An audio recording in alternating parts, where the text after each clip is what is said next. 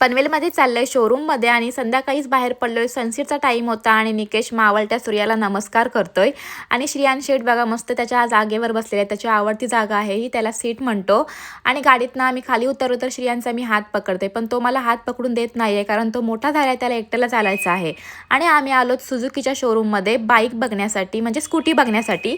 तर आम्ही शोरूमच्या आत एंटर झालो आणि आम्हाला ही दोघांना पण स्कूटी जास्त आवडली, निकेशला पण आणि मला पण. स्कूटी बघितली आणि तिचं कोटेशन काढून घेतलं आणि मग काही भूक लागली आम्हाला. तर आम्ही आलेलो आहोत शशी वडेवाले यांच्या दुकानामध्ये.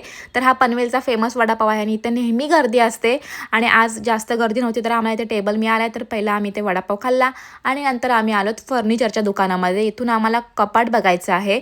तर पहिलंच मला दिसला बोर्ड, जो की श्रियांसाठी घ्यायचा होता, पण तो एवढा खास नाही वाटला म्हणून आम्ही तो नाही घेतला. मग आम्ही कपाट बघितला.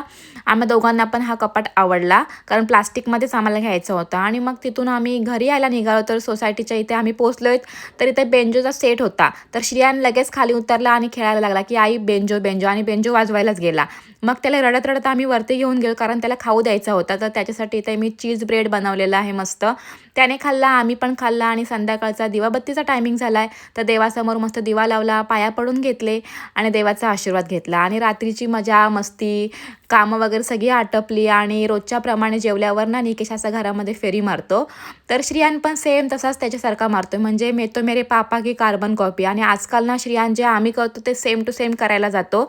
तर भेटू आपण उद्याच्या ब्लॉगमध्ये आणि उद्याचा ब्लॉग बघण्यासाठी नक्की फॉलो आणि सबस्क्राईब करा. चलो बाय एव्हरीवन.